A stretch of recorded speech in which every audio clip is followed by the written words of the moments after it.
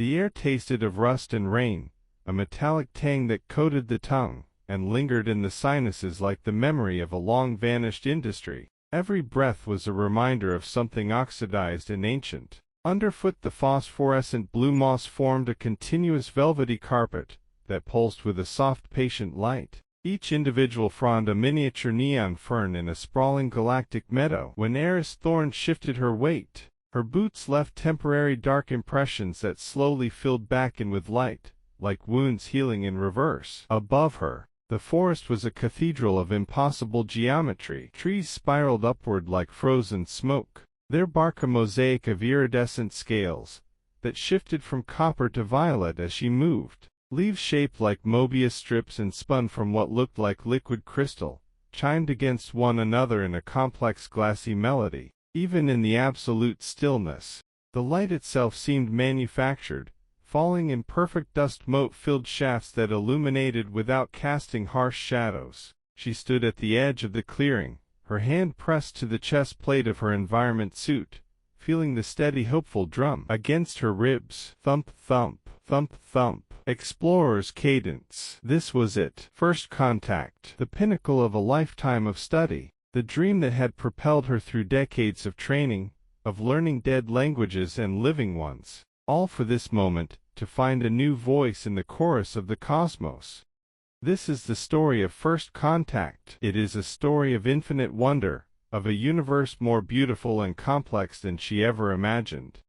It is also the story of a cage, a prison so perfect, its bars were the very fabric of reality, its locks the patterns of perception. It is also the story of a heartbeat, a simple rhythmic thrum, that became a rebellion. These stories are not separate. They are the same story, repeating at different scales, a fractal narrative of hope and despair. For 3 days, the wonder was a fractal pattern, revealing infinite complexity the closer she looked. It was a feeling that bloomed in her chest, a warmth that spread through her limbs. She spent hours on her knees, her helmet retracted, breathing the rust-scented air, examining the moss. Through her macro lens, a single frond was not a simple plant, but a forest of microscopic glowing tendrils, each one sporting its own constellation of minuscule pulsating spores. The spiral trees, when she laid a bare hand upon them, were not smooth, but carved with infinitesimal repeating geometric patterns, Koch snowflakes, Sierpinski triangles, that spiraled up the trunk in a narrative of mathematics she could feel, but not read. The universe was not just detailed, it was recursively infinitely detailed. It was alive with pattern. Her universal translator, a sleek silver module on her shoulder, hummed its familiar comforting song. It was her lifeline to understanding, the embodiment of human curiosity. It parsed the soundscape, the wind chime melody of the leaves, the subsonic rumbles that vibrated up through the soles of her boots and into her bones, the distant fluting calls that echoed with a haunting melodic precision. The readout on her wrist comp, a familiar square of human technology in the wilderness, flickered. Analyzing phonemic patterns. No known language matrix. Environmental soundscape hypothesis. 87% probability. But a dissonant note, subtle as a single flat tone in a symphony, began to sound in her mind. The patterns were too perfect. The fluting calls, though beautiful, occurred with metronomic regularity. The chiming leaves, while seemingly random, when graphed by her comp, formed a repeating sequence with a complex, yet fixed, algorithm. Nature was chaotic, even in its most intricate designs. This was composed, curated. She felt the first prickle of unease, a cold droplet of doubt, in the warm pool of her wonder. On the 3rd day, she found the first fence. It wasn't a fence of metal or energy, but a seam in reality itself. It was a place where the wild, chaotic fractal of the forest, with its slightly asymmetrical trees and randomly pulsing moss, met a different, equally complex but unnervingly perfect, pattern of humming thorn vine.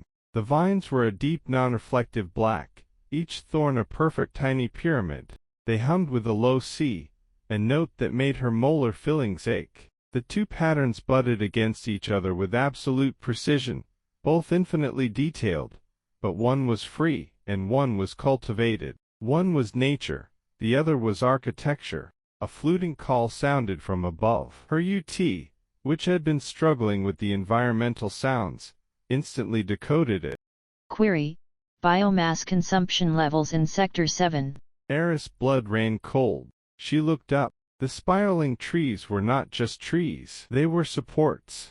The iridescent clouds were not weather. They were observation platforms, their shifting colors now clearly a form of data display. The pattern of her existence was not exploration, it was exhibition. The ontological shock was not a single shattering blow, but a cascade of realizations, each one a smaller, sharper version of the last, tumbling down through her consciousness. I am not an explorer. I am a specimen. This is not a world. This is a vivarium. This is a zoo. I am not alone here. I am being watched. The warmth of wonder in her chest turned to a lump of ice.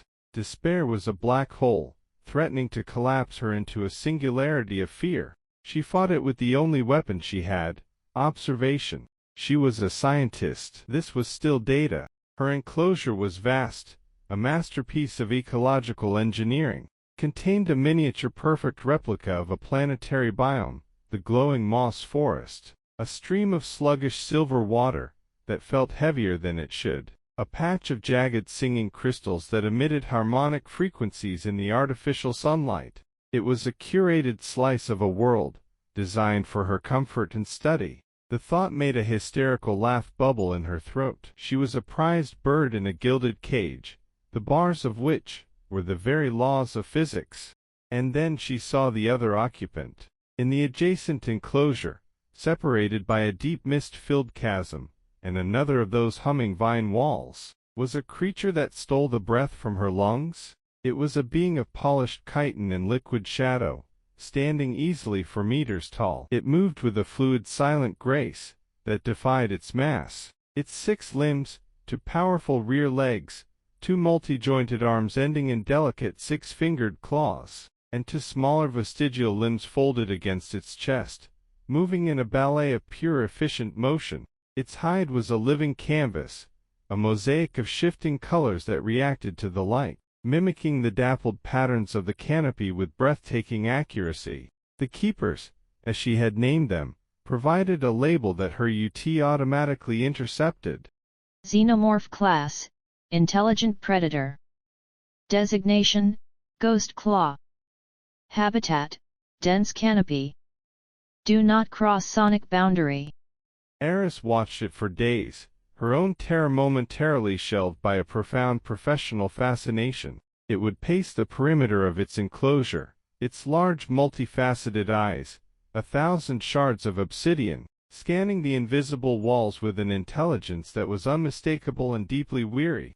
It did not roar or snarl in frustration. It would stop sometimes, and its primary claws would move, tracing intricate, beautiful repeating patterns in the air. They were L systems, Juliusets, Mandelbrot zooms, the same kind of infinitely complex self-repeating patterns she saw in the leaves and the bark. This was not a threat display. It was a monologue, a soliloquy in geometry. Her UT remained stubbornly silent. No discernible linguistic or auditory communication detected. But her mind, a pattern recognition engine honed by decades of xenolinguistics, saw the truth. It was a visual fractal language. Each grand sweeping gesture contained the seed of 1,000 smaller related gestures. A story of the hunt was also a story of the wind that carried the scent, which was also a story of the shape of the mountains that shaped the wind. She was watching a living being think in multiple dimensions. Her heart ached with the beauty of it. She had to answer. Took her 48 hours of frantic focused work to bypass the safety protocols on her UT. She was turning a tool of listening into a tool of speaking. It felt like the most subversive act of her life. She didn't have chitinous claws or chromatophores, but she had her heartbeat, the most fundamental, recursive rhythm of her own body. Thump, thump, thump, thump, a pattern of life. She pointed the UT's emitter array across the chasm, and broadcast the raw biomonitor feed of her heart. The sound pulsed out, a soft, vulnerable thump thump, thump thump, that seemed absurdly intimate in the vast silent menagerie.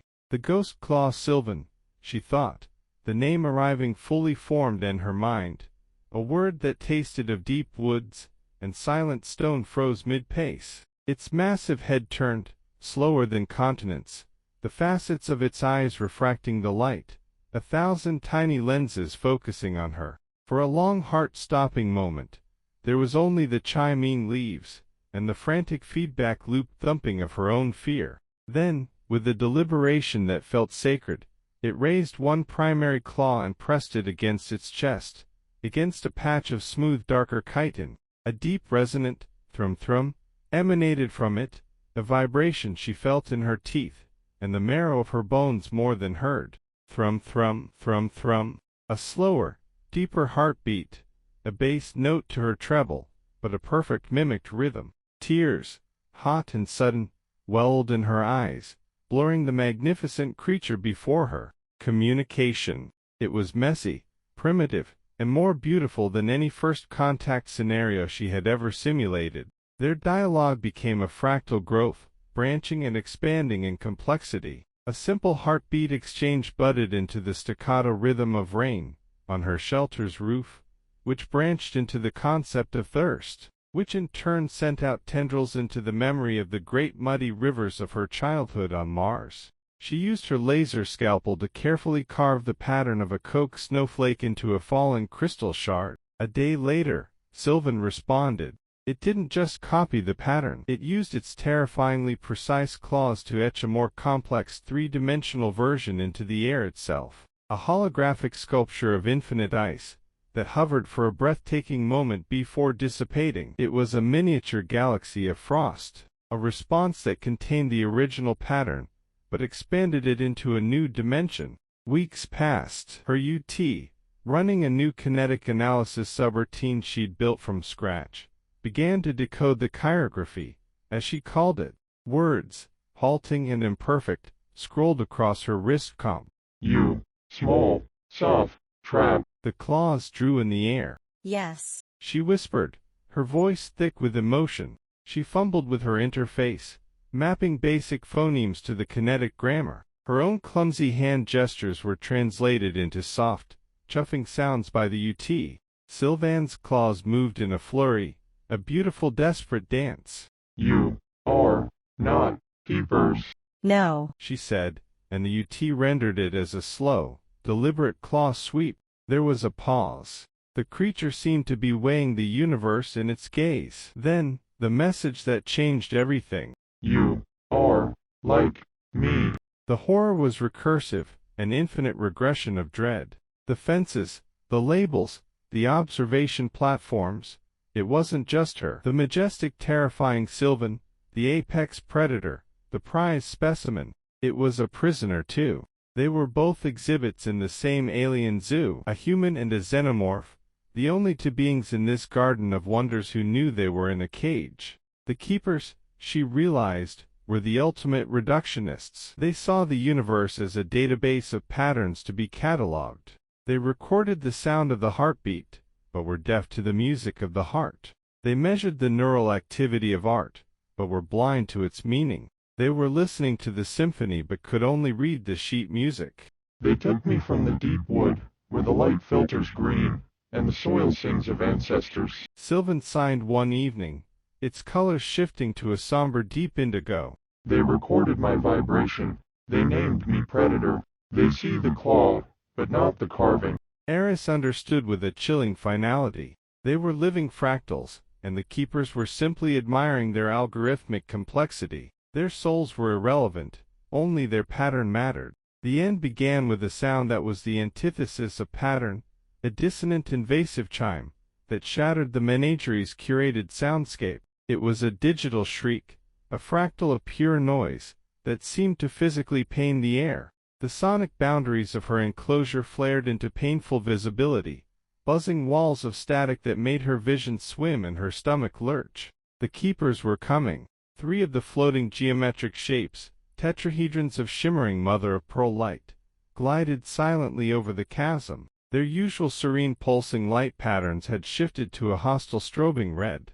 They were not just observers anymore. They were janitors. They were coming to clean up a contaminated data set. Sylvan looked from her to the approaching keepers. Its body tensed, not with the fight or flight response of a beast, but with the profound weary resignation of a philosopher who has seen this play before. It knew the script. When a specimen becomes too self-aware, too disruptive to the pristine data, it is reset or deleted.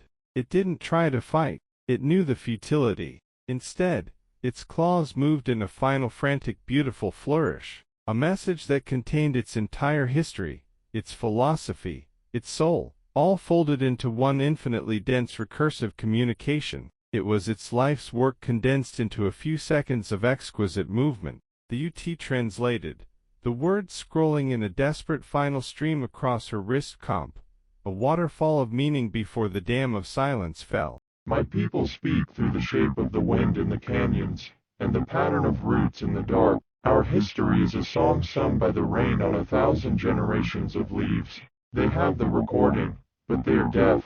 They have the map, but they are lost. You are the first to walk the path with me. You are the first to hear the song. Do not let the music fade. Do not let the pattern forget its own name. And then, the final devastating translation, the one that would be seared into the core of her being, a ghost in her machine for all eternity. They collect heartbeats. The truth of it detonated inside her, a silent supernova of understanding. The ultimate violation wasn't capture. It wasn't even the zoo. It was curation. They weren't studying her biology.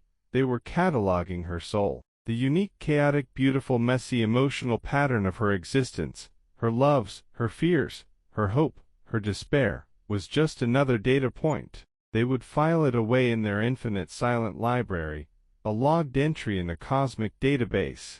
The music of her being, the symphony of Sylvan's culture, all reduced to a static recorded loop, a heartbeat without a heart.